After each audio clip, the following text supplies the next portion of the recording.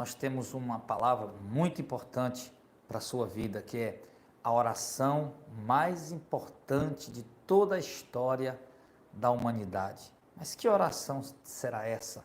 Quem foi esse personagem que fez essa oração e por que essa oração ela é a oração mais importante da história, tá?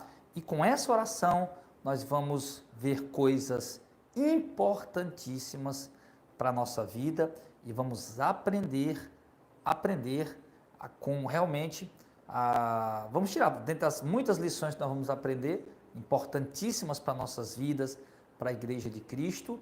Vamos aprender também como falar com Deus em oração. Muitas vezes a gente fica sem saber como orar, né? Tem irmãos que dizem que não sabem como orar, não sei se eu estou orando certo. Tem irmão que manda e-mail para mim perguntando essas coisas, né? Como é que eu faço, pastor? Como é que eu oro? Então aqui a gente vai aprender realmente coisas fundamentais, inclusive vamos ver um tipo de oração, né, que Deus, sem dúvida alguma, Ele responde, ok? Abra sua Bíblia no Evangelho de João, no capítulo 17. E primeiro nós vamos entender, quem fez esta oração? Foi o próprio Filho de Deus, Jesus. Já no verso 1, Jesus falou essas coisas e levantou os olhos aos céus e disse: Pai, é chegada a hora, glorifica o teu Filho para que também teu Filho te glorifique a ti. Então Jesus, ele vai aqui, João vai registrar em 26 versículos essa oração chamada de a oração sacerdotal, a oração de Jesus feita pelos seus discípulos, tá? E essa oração, irmãos, ela quebra, primeiro, nós vamos aprender muita coisa importante, que olha, você vai aprender muita coisa, tanto você que gosta de orar, como você que não gosta de orar, você vai aprender coisas importantes para a sua vida de oração, tá? Para o seu relacionamento com Deus, e coisas importantes que Cristo já fez pela tua vida, que já está feito pela tua vida, ok? Então, mas isso aqui, irmão, já quebra um paradigma, o seguinte, daquela doutrina patripassionista, que diz que do Deus modalista, né? A doutrina do Deus modalista, que Deus se manifestou na história em modos. Primeiro ele foi o Pai, depois ele desceu lá do céu e veio para a terra, passou a ser o Filho, aí depois ele subiu para o céu, morreu na cruz, subiu para o céu e desceu, sendo o Espírito Santo, sendo um único Deus e uma pessoa só, né? E por que isso aqui quebra essa heresia? Por quê? Porque se Jesus fosse o Pai, com quem ele estaria chamando de Pai nesse momento? Se Jesus fosse o Pai, a quem ele estaria dirigindo a oração nesse momento? A ele mesmo? De modo algum, meu irmão. Jesus não era o Pai, tá? Ele é divino, ele é Deus. A Bíblia diz que ele estava no princípio com Deus e todas as coisas foram feitas por intermédio dele, tá? E aqui ele está falando com o Pai, ok? Então aí nós vemos já duas pessoas distintas, né? O Pai e o Filho, ok? E tem também o Espírito Santo, que também o tema hoje não é a Trindade, né? Mas se você ver de Gênesis a Apocalipse, você vai ver, tá? A Bíblia mostrando claramente que o Pai é Deus, que o Filho é Deus, que o Espírito Santo é Deus. E por que ele é chamado de Filho? Por ocasião do seu nascimento humano, tá? Quando ele entrou no mundo,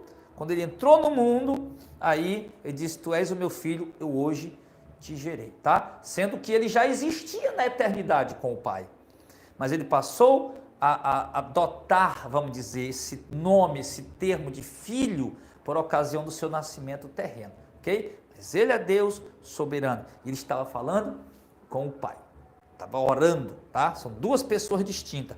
E aqui na sua oração, ele fala, primeiro, de glorificar ao Pai, para que o Pai glorifique o Filho, né? Pai, me glorifica a mim, já chegou a hora. Que hora que Jesus quer dizer? A hora de consumar a obra, a hora dele voltar para a glória, ter aquela glória com o Pai que ele tinha antes que o mundo existisse. E agora ele está pedindo ao Pai em oração que o Pai o glorifique, para que o Pai o glorificando, ele sendo glorificado, ele também venha glorificar o Pai. E aqui, irmãos, isso deve ser o papel de todo crente, deve ser o papel de todo servo fiel a Deus, tá? Tudo que Deus faz na nossa vida deve voltar em glórias para Ele. Tudo que Deus opera em nossa vida deve voltar em glórias para o próprio Deus. Tudo que Deus nos dá deve voltar em glória para Ele. Mas não vai achar, irmão, que eu estou falando de dízimo, de oferta, de sacrifício, tá bom? Que nada disso se aplica para hoje, a não ser as ofertas voluntárias, tá bom? Mas eu não estou falando de dinheiro, falando que tudo que Deus faz por nós, que Ele nos dá, que Ele realiza por nós, deve voltar em glórias para Ele. Nós temos que viver uma vida que glorifique a Deus, tá? Aqui nós aprendemos isso. No versículo 2, assim como lhes deste poder, Jesus continua orando, tá? Isso aqui é Jesus, nas palavras de Jesus na oração. Assim como lhes deste poder sobre toda a carne, para que dê a vida eterna a todos quanto lhe deste. Então, Jesus está dizendo o quê? O Senhor me deu poder, eu, Jesus Cristo, homem, né, que nasci da virgem, tá? O Senhor me deu poder sobre toda a carne, para eu dar a eles a vida eterna. Tá? Então Jesus está dizendo que a vida eterna está nele. E o homem só pode ser salvo se encontrar a vida eterna em Cristo. Tá? Se estiver em Cristo para ter a vida eterna. E no verso 3, e a vida eterna é essa, que conheçam a ti por único Deus verdadeiro e a Jesus Cristo, né, o Messias ungido, a quem enviastes, né? Então Jesus diz, Pai, e a vida eterna é essa, que eles conheçam a ti por único Deus verdadeiro. Por quê? Porque até então havia-se a ideia, tá? Dentro do contexto greco-romano ali, onde Jesus viveu, tá? Naquele período, havia uma ideia politeísta, de deuses animistas, ou seja, Deus é a natureza, é Deus, Deus está na água, Deus está nas árvores, a religião animista, né? Que não adorava imagens, mas que Deus era tudo, né? Também muito parecido com o panteísmo, né? E também as religiões antropomórficas, onde eles faziam as imagens de deuses e adoravam aquelas imagens como se fosse de fato um Deus. E a gente sabe que o fato dos judeus terem construído assentamentos em muitas cidades locais ali dentro do Império Romano, isso mudou muito, né? Muitas pessoas de fato começaram a crer em um único Deus verdadeiro e perderam a crença nessa multidão de deuses, mas muitos também continuavam crendo em muitos deuses. Então Jesus disse que o homem, para ser salvo, precisa reconhecer o Pai como sendo um único Deus verdadeiro, tá? E ele, Jesus, a quem o Pai enviou para salvar. Então é preciso. Por que isso? Parece ser tão fácil para nós, né? Poxa, pastor, mas todo mundo já crê em Jesus, querido. Não é essa fé comum. Todo mundo diz que crê em Jesus, tá? A fé que Jesus fala que crê no Pai e crê nele é uma fé com reverência, com temor, uma fé que é dom do Espírito Santo, né? Está em Efésios capítulo 2, pela graça sois salvos por meio da fé, não vem de vós, é dom de Deus. É essa fé que Jesus fala, a fé salvífica, né?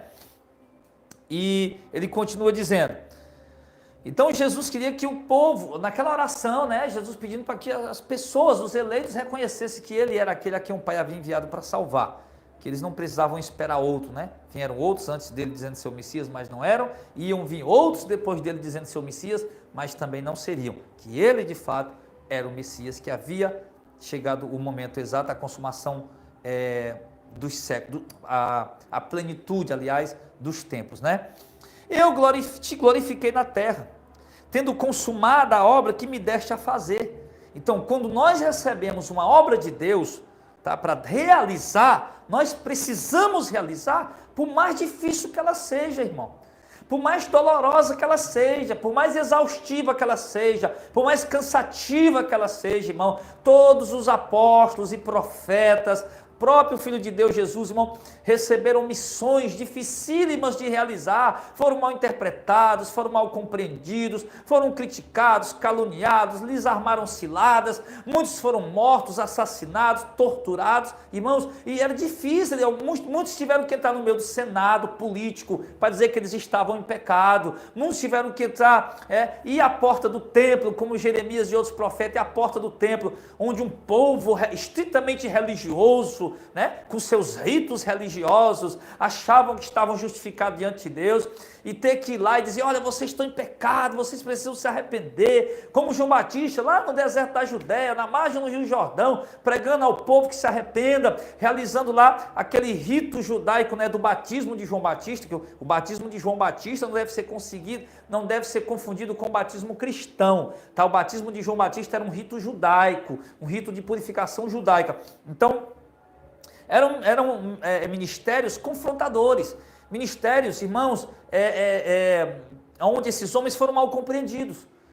Mas Jesus está dizendo aqui, eu te glorifiquei na terra, consumando a obra que o Senhor me deu para fazer.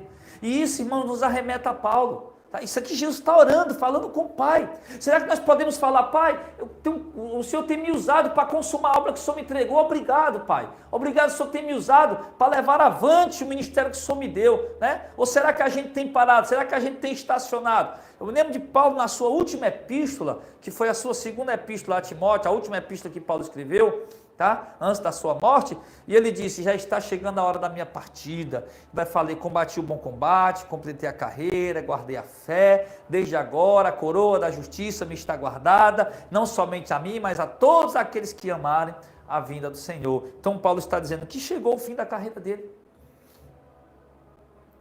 E chegou o fim da carreira dele, mas ele diz, eu estou completando minha carreira, mas eu combati o bom combate e guardei a fé. Ou seja, eu fiz a obra que Deus me deu para fazer. Olha a ousadia desses homens. A ousadia que esses homens falam com convicção, sem soberba, sem arrogância, sem prepotência, sem altivez, sem querer fama, glória, honra, louvores, mas eu completei a obra que Deus me deu para fazer. Queridos, Deus te entregou uma obra, Deus nos entregou uma missão, e nós precisamos ir avante. Sim, Diácono Gilmar, Evangelista Alicete, Presbítero Clésio, Presbítero Filipe, Missionário Calbi, Obeira Gorete, Pastor Zezinho, todos os irmãos, irmão Heitor, Evangelista Heitor, todos, Deus nos deu uma missão, Deus nos deu uma obra, e a todos vocês, meus amados, que estão aí, em sua cidade, em seu estado, né? Essa semana eu recebi um e-mail do irmão José, não me lembro qual é o estado do irmão José, pedindo autorização, pastor, eu tenho acompanhado o ministério, tenho aprendido muitos meses, tenho notado, tenho aprendido mesmo, eu queria autorização para me evangelizar aqui, né? Evangelizar em nome de Jesus, vai evangelizar, pregar, mas ter aí uma ligação aí com vocês, né? Eu falei, irmão, se você concorda com tudo que a gente prega, né? Você está concordando, pode falar isso. Alguém falar realmente qual é o seu ministério, seu pastor, você pode dizer que é o Jardel Fernandes, que é o Ministério Missão de Fé, tranquilo, pode fazer isso em nome de Jesus, desde que você concorde realmente com o que nós estamos pregando. Claro, não autorizei o irmão para abrir um local lá, né, de reunião, de pregação, isso aí com o tempo vai chegar, se Deus quiser, em nome de Jesus. Mas nós temos uma missão.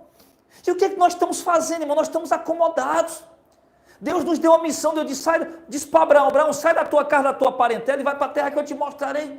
Falei que tinha uma grande nação. Abraão teve que deixar tudo, meu irmão. E ainda levou o Ló com ele, né? Que só deu dor de cabeça, só deu problema, né? Mas foi. Deus disse a Jeremias, olha, você vai falar o que eu mandar, Senhor, mas eu sou uma criança. Não diga isso não, que você vai falar o que eu mandar. Ezequiel do mesmo jeito. Você, Moisés, não, Senhor, manda outro, Senhor, eu não vou, não quero, não, Senhor, nem falar eu sei, manda outro. E Deus disse, não, Moisés, é você. Deus deu missões, irmãos. Deus distribuiu ministérios. E nós olhamos para esses homens, e eles foram fiéis na sua carreira ministerial até o fim. E nós precisamos também, irmãos, ser fiéis à nossa carreira ministerial até o fim. É tão difícil, porque nós temos tantas heresias hoje. Se nós não tivermos alicerce bíblico, nós não tivermos de fato o Espírito da graça, o Espírito Santo, que nos guia em toda a verdade, irmão, nós vamos enveredar por caminhos errados. Uma hora nós estamos admirando o sistema antigo, de dízimos, de votos, de propósitos, de sacrifícios e campanha. Outra hora nós saímos do sistema antigo e achamos que fomos resgatados e vamos para outro sistema que diz que as cartas aliás, que as únicas cartas que a gente pode trazer algum ensinamento para nós hoje é as cartas de Paulo. Pedro, Tiago e João não tem doutrina para nós, pregavam a lei. Desprezam a Escritura e ainda distorcem as próprias cartas que dizem crer. Então a gente vai, irmão, e a gente fica nesse negócio. Então a gente precisa de alicerce bíblico e cumprir a missão que Deus nos deu. Está disposto a receber as críticas, porque elas são muitas. Eu falei aqui na minha oração, irmão, são 10 anos de ministério Missão de Fé, são 10 anos combatendo heresia, e são 10 anos ouvindo a mesma crítica. Vocês julgam demais, vocês só levam tempo de falar mal do povo, vocês estão com inveja, vocês estão com isso, estão com aquilo, estão não sei o que mais, ouvindo 10 anos ouvindo isso. Você acha que tem hora que isso não pesa na gente? Você acha que tem hora que isso não angustia a gente, que isso não entristece a gente? Mas nós não podemos parar. Deus nos deu uma missão, e nenhuma missão que Deus dá é fácil, mas pelo Espírito da graça, como disse Paulo, não eu, mas a graça de Deus comigo, nós conseguiremos ir avante. E ele diz na oração ainda no verso 5, e agora, meu Pai, me glorifica, agora, glorifica-me tu, ó Pai, junto de ti mesmo, com aquela glória que eu tinha contigo antes que o mundo existisse. Jesus está falando, Pai, eu existi contigo antes do mundo existir, e eu vivi em glória contigo antes do mundo existir, e agora como eu te glorifiquei aqui na terra, consumando a obra que o Senhor me entregou para fazer, agora, Pai, me leva de volta para casa. Eu quero voltar para aí, Pai, para aquele local que eu tinha contigo aí antes do mundo existir. Irmão, isso é tremendo. Isso é simplesmente glorioso. O nosso Jesus, o nosso Senhor, o nosso Salvador, Ele está vivo nesse momento lá, na glória celeste, irmão. E o melhor, contemplando eu e você agora. Eu não estou te vendo, mas eu sei que você está aí. Mas Jesus está te vendo.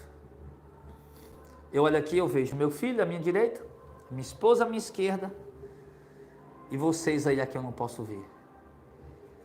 Mas Jesus está aqui, contemplando a gente, olhando.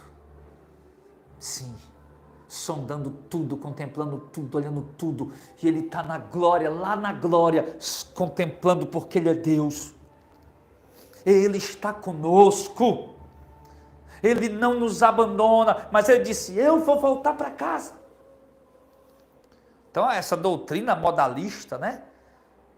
Então, Jesus está dizendo, Pai, eu tinha uma glória contigo antes do mundo existir, tá? O Filho, com o Pai. E agora me volta de novo para aquela glória que eu tinha contigo.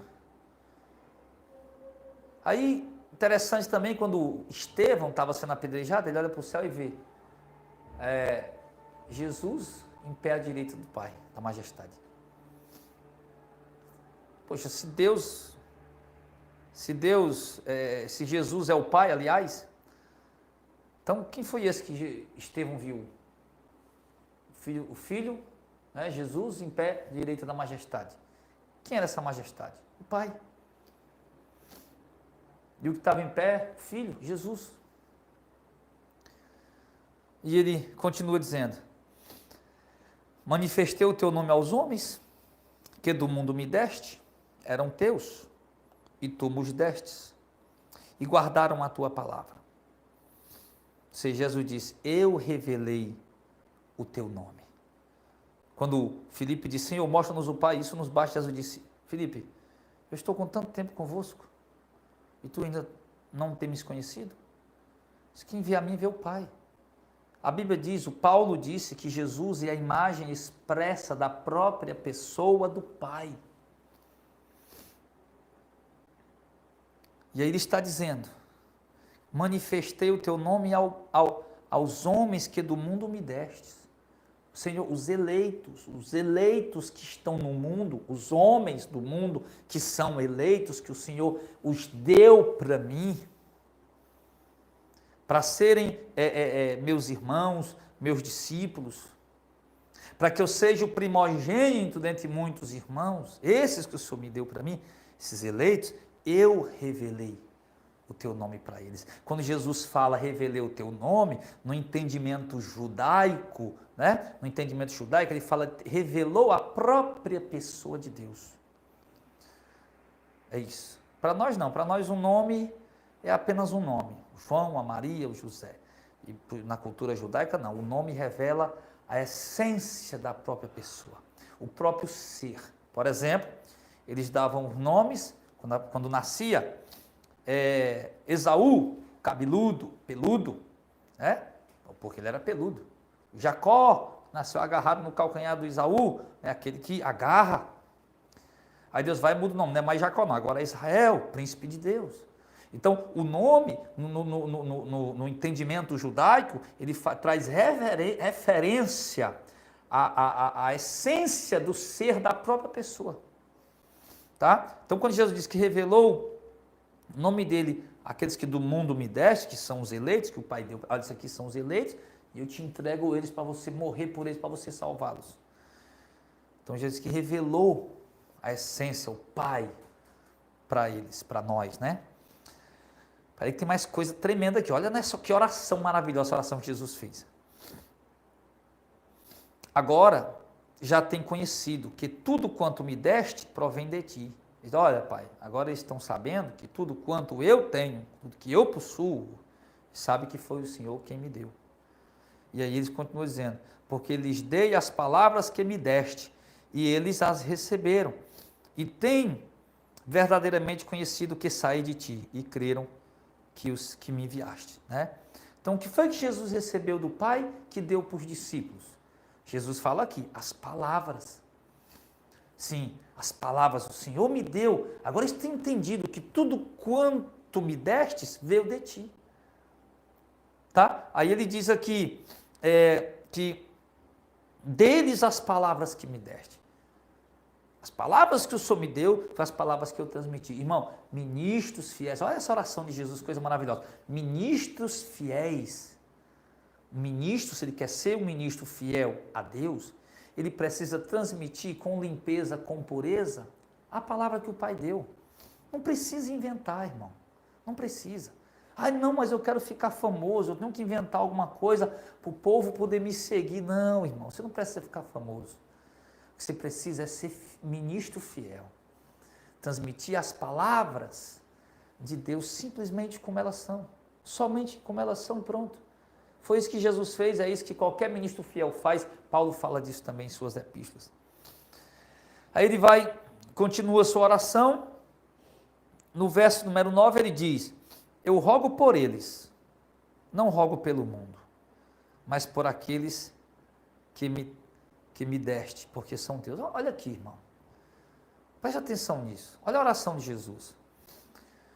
Jesus está dizendo, Pai, eu não estou pedindo aqui pelo mundo todo não, tá? Eu não estou rogando aqui pelo mundo inteiro não, estou rogando por eles. Por eles, porque eles são teus. Ou seja, são teus no sentido de que se Deus criou tudo, a Deus pertence tudo. Deus é o Senhor, o dono do céu, da terra, o mar e tudo que neles há. Então por que Jesus diz que aqueles ali, um determinado grupo, são de Deus, pertencem a Deus? Ele se refere aos eleitos. Sim, eu rogo por eles, não rogo pelo mundo, mas por aqueles que me deste, porque são teus, ou seja, são de Deus, pessoas que Deus elegeu antes mesmo deles nascerem, e Deus elegeu para serem dele, para serem apresentado como igreja, pura, santa, gloriosa, sem ruga, sem mancha e sem mácula, apresentada ao próprio Pai. E o próprio Pai purifica a igreja para apresentar a si mesmo ela sem ruga, sem mancha e sem mácula. Então, Jesus está falando aqui, tem pessoas que Deus escolheu, elegeu para serem salvas, e essas pessoas Jesus chama de são teus. São teus por quê? Porque vão herdar a glória eterna, vão herdar a vida eterna, e isso não por mérito deles, mas porque o próprio Pai os escolheu para isso. E por eles que eu rogo, Pai. Irmão, isso é muito forte. Nós temos que tirar da nossa cabeça a ideia que o mundo inteiro pode se converter. E pode ser que o mundo inteiro se converta. Não se converte, irmão, não vai se converter. Deus tem o povo dele aí. Ele só tem que ser encontrado através da pregação do Evangelho. Deus já tem um povo dele, os escolhidos. Está aqui Jesus dizendo, aqueles que o Senhor me deu porque são teus. Né? Aí você vai, olha para um publicano, um ladrão, um cobrador de imposto, ladrão corrupto, um eleito, o Zaqueu, né? De repente chega a hora de Deus se revelar para ele, o Zaqueu se arrepende, reconhece Jesus como sendo o Messias. E aí você vai olhar para tantos outros e você vai ver isso. O apóstolo Paulo fazendo missões em muitos lugares, 3 viagens missionárias pelo menos, registradas no livro de Atos. Os outros apóstolos, Filipe pregando em Samaria, gente de todo tipo de índole se convertendo. Eleitos sendo alcançados. Por quê? Porque são do Pai. Não que o resto não seja dele, tudo pertence a ele. Mas esses são deles porque ele escolheu para si, para morarem com ele, para habitarem com ele, para herdarem as glórias eternas com ele. E aí ele diz, é por eles que eu rogo. Tá? Então o próprio Jesus não rogou pelo mundo todo, rogou pelos eleitos. Ou seja, rogou pelos eleitos daquele momento que estavam com ele e rogou pelos eleitos que depois se converteriam também. A gente chega já lá nesse ponto. Eu rogo por eles, não rogo pelo mundo, mas por aqueles que me deste porque são teus. Verso 10. E todas as minhas coisas são tuas e todas as tuas coisas são minhas, e nisso eu sou glorificado. Né? Aí é onde eu me lembro do que Paulo disse em Romanos 8, né? Se nós somos filhos, somos logo herdeiros também, herdeiros de Deus e co-herdeiros com Cristo. Tá? Ou seja, Jesus, se nós somos herdeiros de Deus e co-herdeiros com Cristo, quer dizer que as coisas que Deus fez pertencem a nós como herança, pertencem a Cristo como herança, e aquilo que é de Cristo nós somos co-herdeiros junto com Ele. O que é ser co-herdeiro? É ser herdeiro junto, herdar a mesma herança.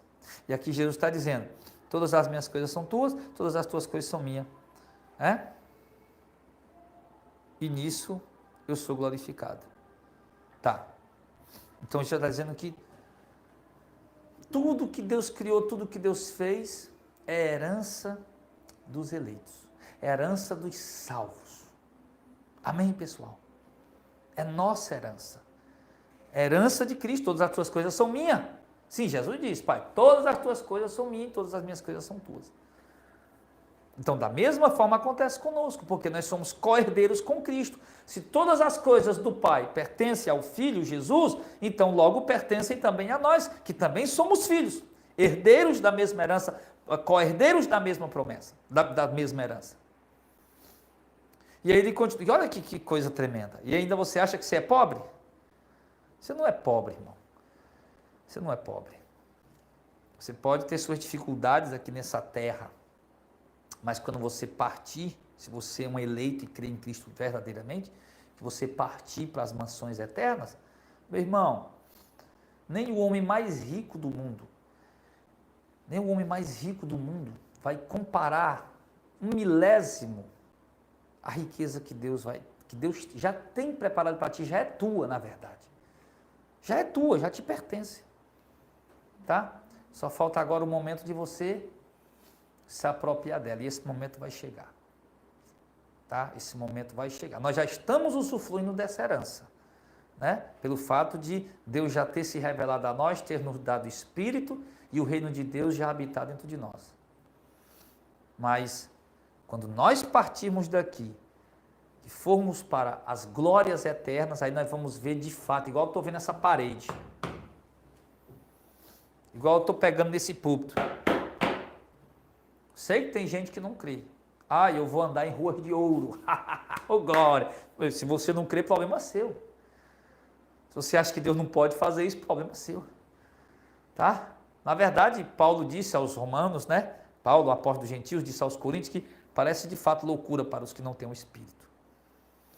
O homem natural não compreende essas coisas. Ele dá um jeito para distorcer elas, para torcer elas, como queira dizer. Mas os eleitos não, os eleitos pelo Espírito, Deus testifica com o nosso Espírito. Deus mostra, Deus revela. As coisas que os olhos não viram, o ouvido não ouviu, e o homem nunca imaginou, é o que Deus tem preparado para aqueles que o amam. Meu irmão, entenda uma coisa.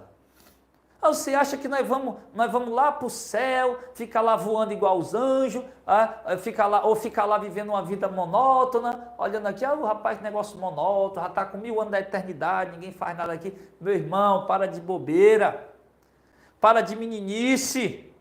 Deus tem uma vida gloriosa preparada para os santos, os separados, né? Deus tem uma vida gloriosa preparada para os eleitos. Deus tem uma vida eterna, gloriosa, meu irmão, na eternidade preparada para mim e para você. Deus tem isso preparado para nós. Apocalipse capítulo 21 mostra a cidade celestial, as mansões eternas, o novo céu, a nova terra onde habita a justiça, a capital do reino descendo e os eleitos habitando ali, o trono do Pai, o trono do Filho, o rio da água da vida, a árvore da vida e os anjos e os eleitos ali, os salvos. É isso que a Bíblia mostra para nós. Sei de uma coisa, irmão.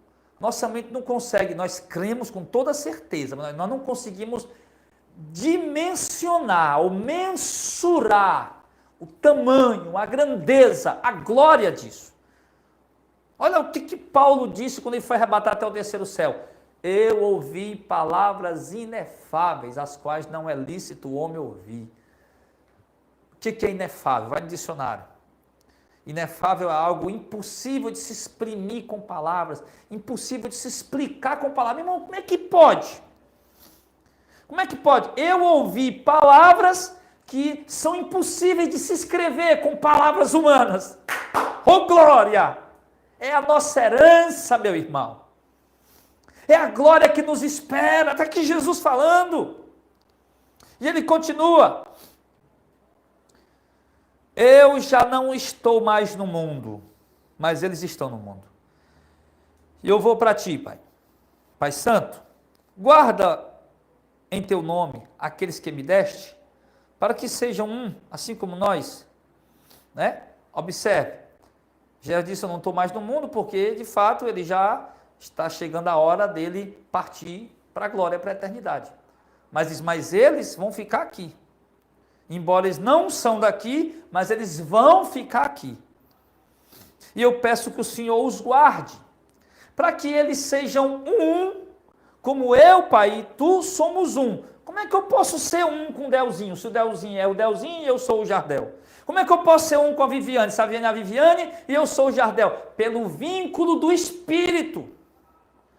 O Espírito de Deus habitando na Viviane, habitando no Delzinho, habitando em mim, nos torna um, o corpo que Paulo vai dizer, que é o corpo de Cristo com muitos membros. É aquilo que nós celebramos na ceia do Senhor, a unidade do corpo de Cristo, que muitos confundem o corpo de Cristo com aquele pedaço de pão, né, que nós usamos para simbolizar, e não é o pão.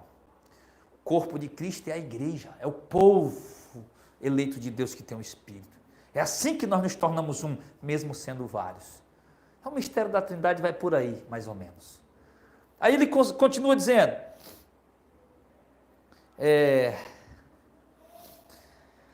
estando eu com eles, verso 12, estando eu com eles no mundo, guardava-os em teu nome. Tenho guardado aqueles que tu me destes.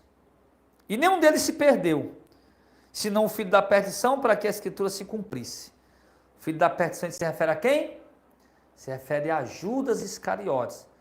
Eu não vou falar muito sobre isso aqui, porque eu vou dar um estudo. Acho que essa semana ainda eu vou dar um estudo sobre Judas Iscariotes, tá?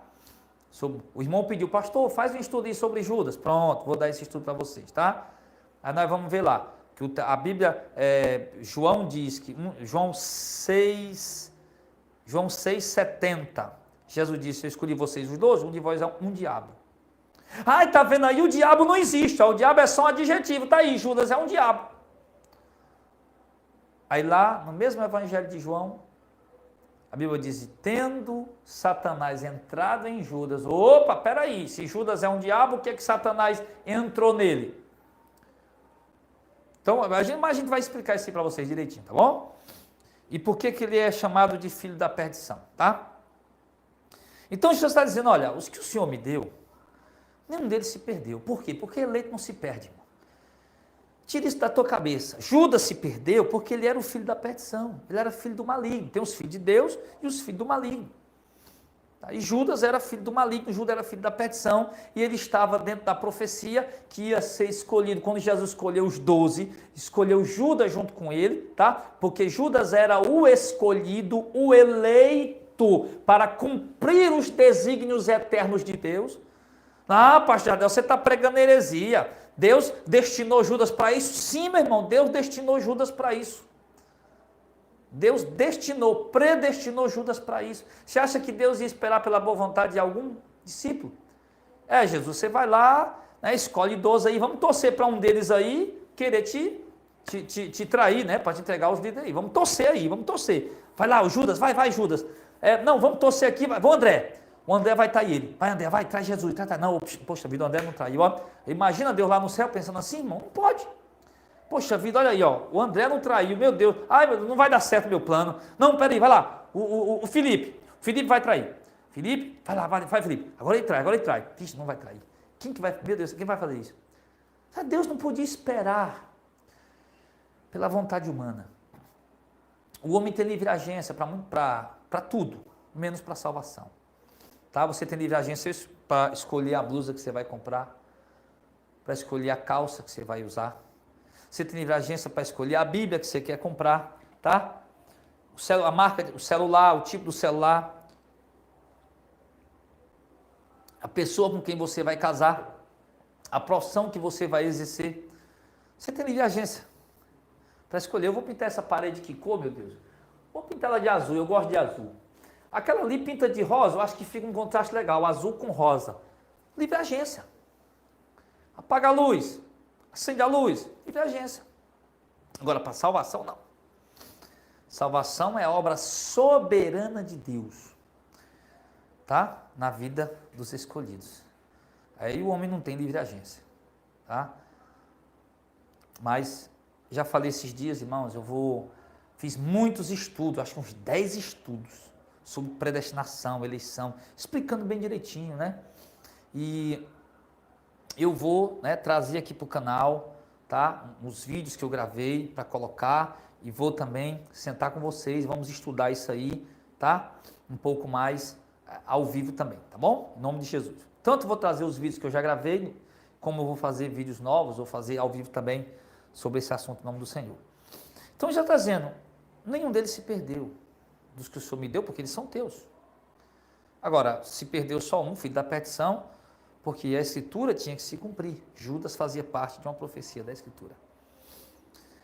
Mas agora vou para ti e digo isso no mundo para que eles tenham a minha alegria completa em si mesmo. Ou seja, quando os discípulos virem Jesus morrendo na cruz, embora, claro, eles vão se entristecer, mas depois vão ver Jesus ressuscitado, né? E vão ver Jesus subindo ao céu. Então, eles vão se alegrar, porque estou dizendo isso agora no mundo, para que eles se alegrem, porque sabem que eu vou para junto de ti.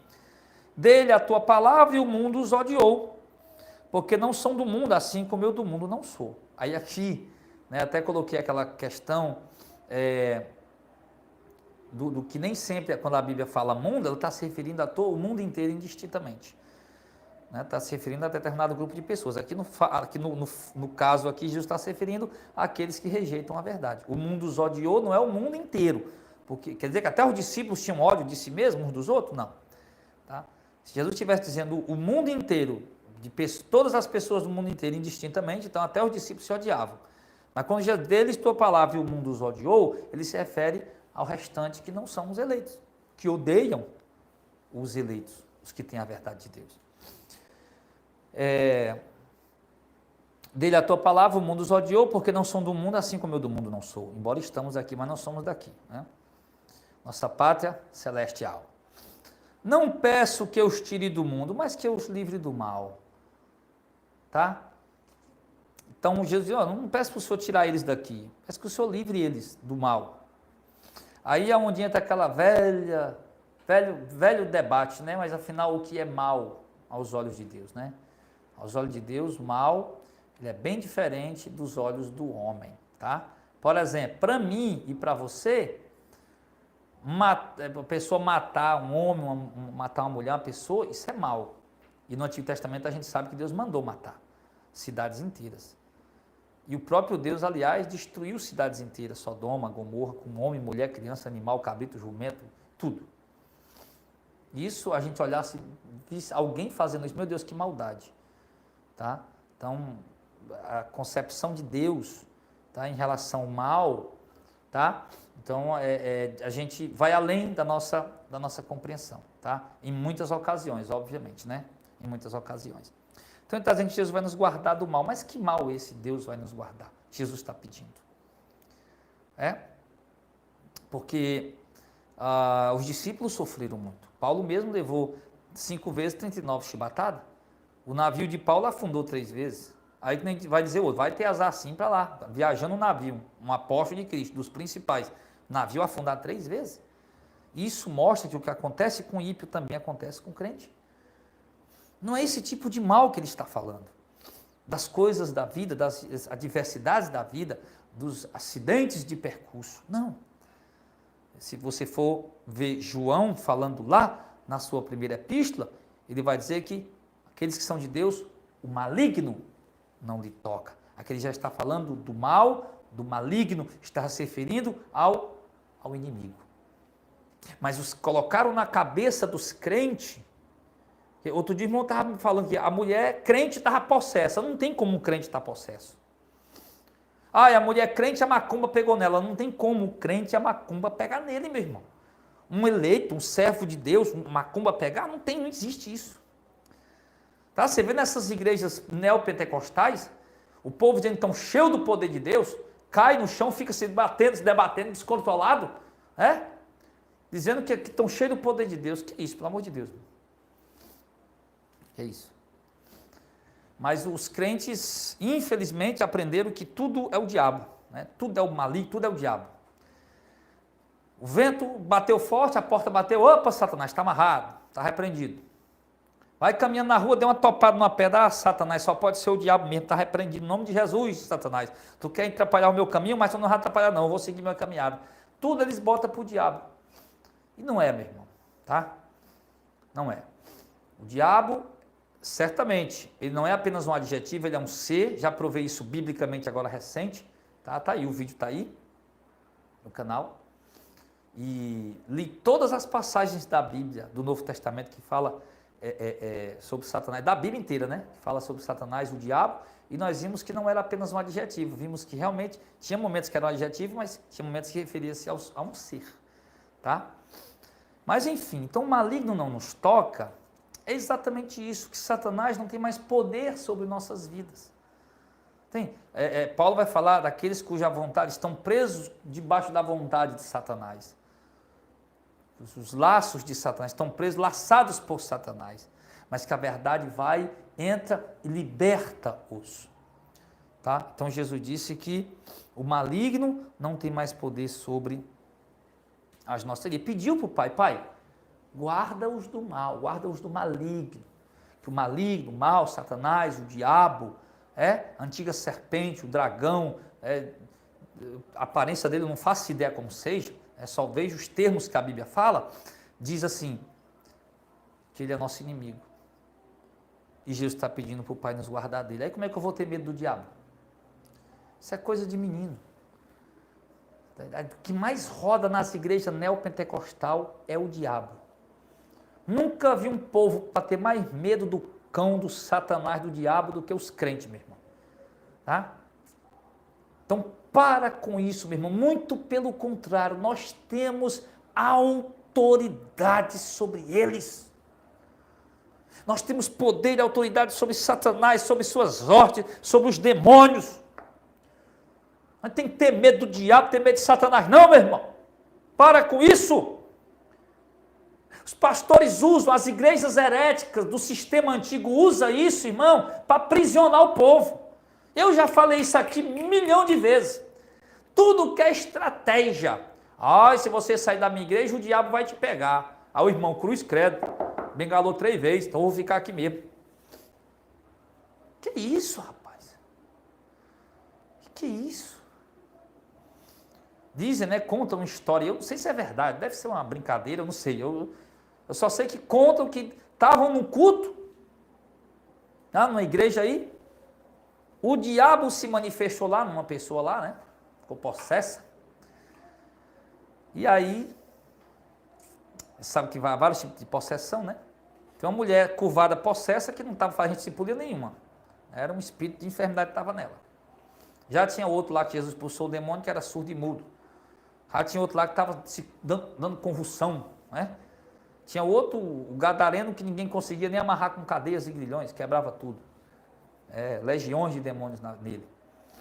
Aí diz que o demônio lá se manifestou na igreja, lá os crentes eram pulando janela, correndo, era crente pulando janela, correndo, caçando brecha para poder sair de dentro da igreja. Pelo amor de Deus, irmão. É nisso que dá o camarada ficar assim naqueles filmes, né? O Exorcista, o Exorcismo de Emily Rose e sei lá quem mais aí, fica vendo esses filmes aí acha que o demônio tem aquele poder ali. Acha que o diabo tem aquele poder ali, né? Aí fica apavorado, fica assustado. Satanás, escute isso aqui, irmão. Crente, irmão, eleito, servo de Deus. Satanás existe. Ele não é só um adjetivo, ele é um ser. Os demônios existem, tá? Mas ele não tem poder algum sobre a sua vida. Ah, pastor, mas eu ouvi uma pregação sua aí de alguns anos atrás que o senhor dizia que tinha. Eu nem me lembro se eu já preguei dizendo que tinha, né? Mas, olha, no canal Missão de Fé, realmente, tem muita pregação minha de 2013, 2011, 2012, antigas, né? Onde Deus vinha me limpando de muita coisa. Eu comecei o ministério em 2010. Ministério Missão de Fé. Eu passei 10 anos dentro do sistema, aprisionado, crendo em tudo que o sistema falava. Então, eu saí, embora pregando a verdade, né, combatendo heresia, mas ainda com fermento. Algum fermento para ser limpo, para ser tirado. E graças a Deus, no decorrer dos anos, no decorrer dos tempos, estudando a palavra de Deus, aprendendo a palavra de Deus, não em curso de teologia não, tá, irmão? Eu curso teologia, estou me formando em teologia, tá?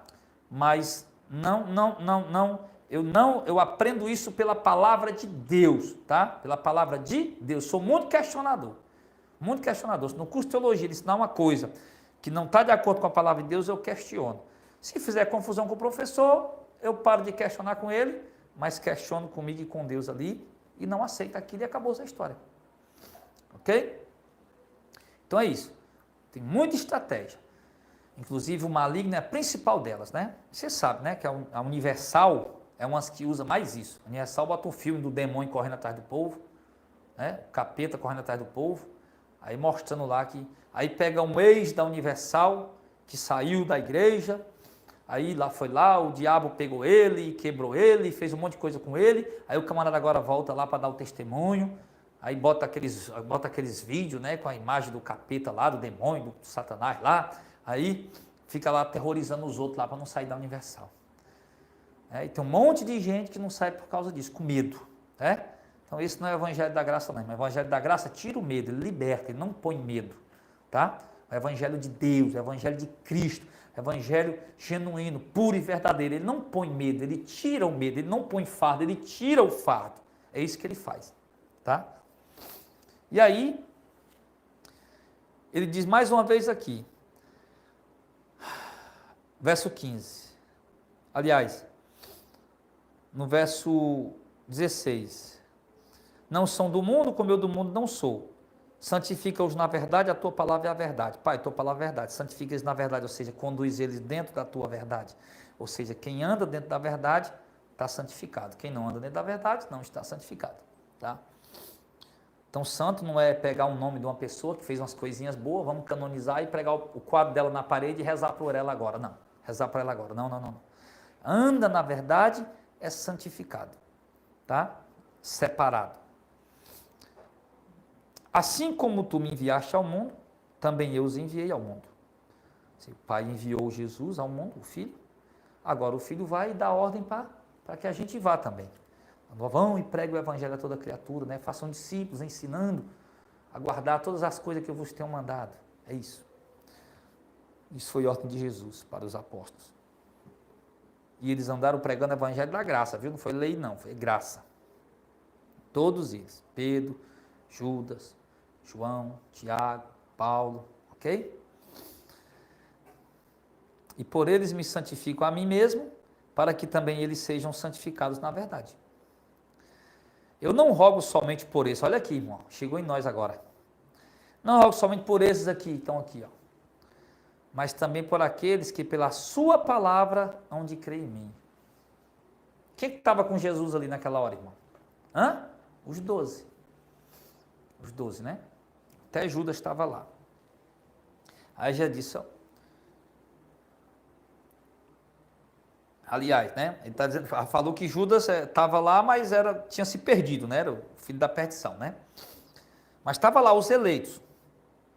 Ele disse, olha, eu não estou rogando só. Estava lá Pedro, estava lá João, estava lá os apóstolos de Cristo. Tá? Aí o que acontece? Eu não estou rogando só por esses aqui, não. Tá? Pedro, João e os demais. Estou rogando até por aqueles que vão crer em mim pela pregação deles.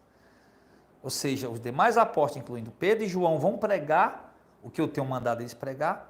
E as pessoas vão crer em mim para serem salvas pela pregação de Pedro, de João e dos demais apóstolos. Aí como é que agora, meu irmão, como é que agora vem pessoas dizer que Pedro e João pregavam a lei? Tá? Assiste o meu vídeo que eu fiz hoje. Pedro, Tiago e João, ministros da lei ou da graça? Pecado e pecadores, o título do vídeo. Aí lá nós explicamos. Se Pedro pregava a lei, nem ele mesmo foi salvo, quanto mais os seguidores dele. Então Jesus mentiu. Se João pregava a lei, nem ele mesmo foi salvo, muito menos os seguidores deles. Os que se converteram ouvindo a pregação deles. Poxa, vocês pregavam a lei, nem eles foram salvos, nem quem ouviu a pregação deles, já que estavam pregando a lei. Mas obviamente que é o contrário. Eles foram pelo mundo, o próprio Pai, assim como o Senhor me enviou, eu enviei a eles, para eles pregarem as palavras que eu tenho dado para eles. E rogo por aqueles que vão crer em mim pela pregação deles. Vão crer em mim pela pregação de Pedro, pela pregação de João, pela pregação de Judas, pela pregação de Tiago, pela pregação de Paulo, porque é o evangelho da graça, como disse 1 Pedro capítulo 5, versículo 12, esta é a verdadeira graça de Deus na qual vocês estão alicerçados. A carta que Pedro estava escrevendo. E aí ele continua. Não, então aqui ele rogou até por nós, irmão, por nós. Nós cremos por intermédio das palavras de quem? De Paulo, de Pedro, de João, de Judas, de Lucas, até dos livros históricos dos 4 evangelhos. Mateus, Marcos, Lucas e João, que são livros históricos, o livro de transição, né? Saindo da lei para entrar na graça, ali mostra na vida de Cristo, ainda dentro do contexto da antiga aliança. Por isso Jesus manda o leproso se apresentar ao sacerdote, a oferta. Por isso Jesus manda os fariseus continuar dando o dízimo, mas também praticar os preceitos da lei, estão dentro do contexto da antiga aliança. Mas nós cremos ao ler esses livros, né, históricos que falam da vida do Messias, o livro de Atos histórico que fala das viagens missionárias, fundação das igrejas e o avanço da igreja, desenvolvimento da igreja, as cartas paulinas, as cartas petrinas, joaninas, de Tiago, de Judas, nós cremos por intermédio da pregação deles. Então Jesus já orou por nós. Jesus, antes de subir para o céu, ele orou ao Pai por nós, querido. Será que a sua oração não foi ouvida? Tudo que ele está pedindo para os outros apóstolos, ele está pedindo para nós também. Para que todos sejam um. Como tu, ó Pai, o és em mim e eu em ti. Também eles sejam um em nós. Para que o mundo creia que tu me enviaste. Ele está orando aqui pela unidade de todos.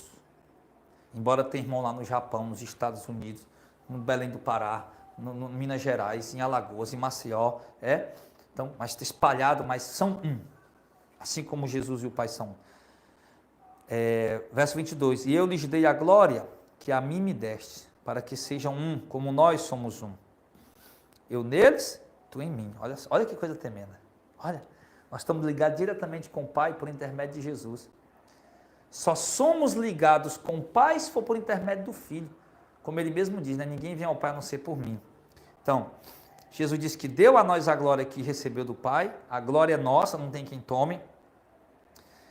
Eu nele, Jesus em nós, o Pai em Jesus, para que todos sejam perfeitos em unidade, para que o mundo conheça que tu me enviaste a mim e que tens me amado como me tens amado a eles, como tem amado a mim. Então o Pai ama nós como amou o próprio Jesus. Ou seja, o Pai ama os eleitos como ama o próprio Filho dele, o próprio Jesus. Isso é grande demais, irmão. O texto está dizendo, Deus te ama do mesmo jeito que Ele ama Jesus. Ele te ama. Olha que coisa tremenda, olha que coisa profunda. Isso é a oração de Jesus, irmão. A oração mais importante da história. Olha as coisas que Jesus está pedindo ao Pai. Para que o Senhor ame e use do jeito que o Senhor me ama. Será que o Pai atendeu? É claro que atendeu. Então eu posso dizer, Deus me ama tanto quanto Ele amou no passado o seu Filho Jesus que estava aqui na terra. Ou como Ele ama o seu Filho Jesus que está com Ele no céu à sua direita. Deus nos ama, o Pai nos ama, tanto assim. Ah, mas é porque nada tem dado certo para mim, pastor, as coisas têm dado errado. Deus nos ama. É, pastor, porque eu estou doente, eu estou desempregado, passando luta, dificuldade, provação. Deus te ama. A todos os eleitos, Deus os ama, sem acepção, indistintamente. Deus escolhe cada um para uma missão diferente, para uma obra diferente. Mas o amor dele pelo vamos dizer, né? Pelo apóstolo, é o mesmo amor pela ovelhinha menorzinha, que senta lá fora, com um cabresto de chinela havaiana preto e outro cabresto branco. Chega na bicicleta, né? Que dobra a calça aqui, para a calça não pegar na coroa da bicicleta, e chega na igreja lá, aquela assim, Deus ama, irmão, aquele irmãozinho bem simplesinho, do mesmo jeito que ele ama Jesus. Ele não me ama mais do que ele ama você, também não ama você mais do que ele ama mim. Ele nos ama. Isso é o suficiente para nós sabermos. Que Deus nos ama, que está conosco todos os dias, todo instante, todo segundo, todo milésimo de segundo, e tudo que acontece é permissão dele, e ele está no controle de tudo, meu irmão, e ele tem propósito com tudo que acontece. E ele diz, Pai, aqueles que me deste, verso 24. Olha o pedido de Jesus, estamos terminando, irmão. 3 versículos, encerra. Pai, aqueles que me deste, quero que onde eu estiver, eles estejam comigo também, para que vejam a minha glória, glória, para que vejam a minha glória que me deste, porque tu tens me amado antes da criação do mundo. Pai, olha o pedido de Jesus. Pai, esses que o Senhor tem me dado, não se refere só aos 12 não, tá? Você já viu que a oração aqui, era por todos, até os que iam crer pela pregação dos apóstolos, que somos nós. Embora nós não ouvimos audivelmente a pregação dos apóstolos, mas lemos, dá na mesma. E Jesus disse, Pai, onde eu tiver na glória contigo aí, eu quero que ele esteja comigo. Para eles verem a glória que o Senhor me deu. Eu quero que eles vejam a glória que o Senhor me deu. Tá? Ou seja, irmão, está guardado para nós, está reservado. Partiu daqui, glória. Partiu daqui, glória. Eu fico lembrando dos irmãos que partiram agora recente, né? Irmãos queridos, amados no Senhor, que fecharam seus olhos aqui na terra e acordaram lá nas mansões celestiais, no paraíso, na glória eterna. Jesus foi pedido de Jesus. Eu quero, Pai, que eles estejam onde eu estiver, que eles vejam minha glória. Sabe aquele parente que você tanto amava, que morreu agora recente, que era um servo de Deus, falho, perfeito, mas é servo de Deus? Está vendo a glória de Jesus junto com o Pai. Pai, eu quero que eles estejam junto de mim para eles verem a glória que o Senhor me deu. Estão vendo a glória lá, meu filho. Estão vendo a glória lá. Quem dera nós já estivesse lá. Quem dera. Só que nós temos que esperar cada um o nosso momento. Tá? Ele disse isso porque o Senhor tem me amado antes da fundação do mundo. Pai justo, o mundo não te conheceu, mas eu te conheci, e eles conheceram o que tu me enviaste a mim. E eu lhes fiz conhecer o teu nome, e lhe o farei conhecer mais, para que o amor com que me tens amado esteja neles, e eu neles esteja. Amém. Terminou. Se você nunca tinha lido João 17, né? Capítulo inteiro, do verso 1 até o verso 26, a oração sacerdotal, a oração mais importante da história, nós acabamos de ler e fazer uma reflexão nela. Então Jesus encerra aqui a oração sacerdotal, dizendo, tendo ele dito essas coisas, saiu com o seu discípulo para além do ribeiro de Cedrão. Então ele encerrou dizendo: eu fiz a eles conhecer o teu nome e lhe o farei conhecer mais, para que o amor com que eu sou teu me amado esteja neles também. Eu esteja neles. Mais uma vez, Jesus ele pede o retorno. Jesus ele pede que o amor de Deus, que Pai ame aos seus discípulos, seus seguidores, aqueles daquele momento e aqueles que iam crer na pregação daquele momento, os apóstolos. Que o Pai os ame, que o Pai esteja conosco e que o Pai nos leve para onde Jesus está, para que nós possamos ver a glória dele. E um dia, irmão, um dia, você vai estar diante do Filho de Deus. E você vai ver a glória que o Pai deu a ele. Olha João na ilha do Apocalipse, lá na ilha de Patmos. João na ilha de Patmos. Ele disse: ouvi uma voz atrás de mim. Quando eu olhei para ver quem era, eu vi um ser semelhante ao Filho do Homem. O rosto brilhava como o sol do meio-dia. Os olhos eram como chama de fogo, da boca saía uma espada aguda, os pés resplandeciam como latão reluzente, suas vestes eram brancas como a neve, o cinto de ouro em seu peito. E quando eu vi a sua voz como barulho de muitas águas, eu caí aos seus pés como morto. E ele disse: não tenha medo, eu sou o Alfa e o Ômega, o princípio e o fim, o que estive morto, mas eis que vivo para todo sempre. Amém. Ô glória! Eita Jesus maravilhoso! Glória a Deus! E esse Jesus, irmão, essa oração nos mostra isso. A oração de Jesus ao Pai, o que Jesus pediu ao Pai por nossas vidas, que Jesus pediu ao Pai por nós, irmão. E que nessa oração, Jesus pedindo ao Pai e assegurando coisas tremendas para nós. Pedindo ao Pai em oração. E obviamente o Pai ouvindo e recebendo, que Jesus jamais pediu algo ao Pai contrário à vontade do Pai. Por quê? Porque eles os dois são um. Jesus jamais contrariou o Pai, sempre fez a vontade do Pai. E até na sua oração ele fez a vontade do Pai. E aqui nós aprendemos também, né, como nos colocar diante de Deus, como fazer uma oração sincera diante de Deus. Sabe, uma oração bíblica, uma oração verdadeira, do fundo do coração, do fundo da alma, não aquela coisa ensaiada, mas realmente, e olha aqui o que Jesus está pedindo, focando nas coisas eternas. Jesus está focando sua oração nas coisas eternas, nas coisas celestiais. A gente não está pedindo aqui: Senhor, né? A gente pede porque a gente é falho mesmo, precisa, né? Ai, Senhor, me dá um carro, Senhor, me dá uma casa, Senhor, abre as portas do emprego, aquela coisa toda. Mas Jesus focou a oração dele nas coisas eternas. Não é proibido a gente pedir, né, as provisões diárias ou a realização de algum projeto pessoal para Deus. Mas nós temos que lembrar que todas essas coisas são secundárias e passageiras. E que nós precisamos focar a nossa oração principalmente nas coisas eternas, nas coisas celestiais. É isso. Ok?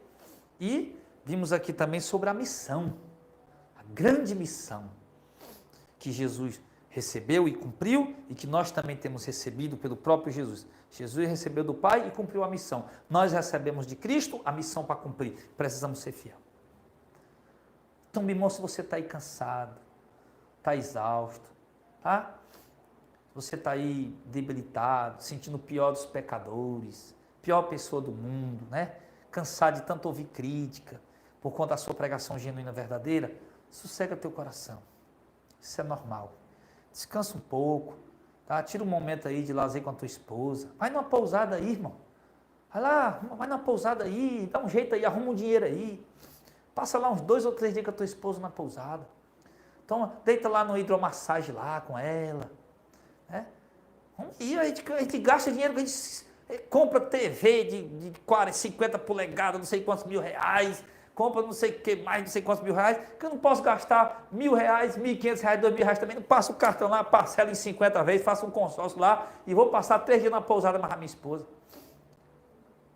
Vou deitar lá na banheira de hidromassagem, vou relaxar com ela lá. Tardinha vou sair com ela lá na areia da praia de mão dada, caminhando na areia da praia, né? Conversando, tomando água de coco, correndo, brincando ali. Tá hora ali, né? Tardezinha ali, vendo o sol se pondo, dando uma caminhada, conversando, fazendo projeto. Então, isso é importante. Dá uma relaxada. Vai lá no interior, dá uma passeada, mas não para o teu chamado. Não estaciona. Jesus já rogou por nós, já pediu por nós, irmãos. Nós estamos assegurados. Nós só temos que entender isso. A oração mais importante da história foi feita por Jesus. E nessa oração, ele assegura para nós, irmãos, muitas coisas que nós, nada disso que ele assegurou, nós não vamos perder nada disso. Nada. Tudo está garantido. Tudo está garantido para nós. Ok? Então, meu irmão, que Deus abençoe em Cristo Jesus a vida de cada um dos irmãos. Tá? Obrigado a todos que ficaram até agora. E vamos aqui mandar um alô para os irmãos aí, tá bom?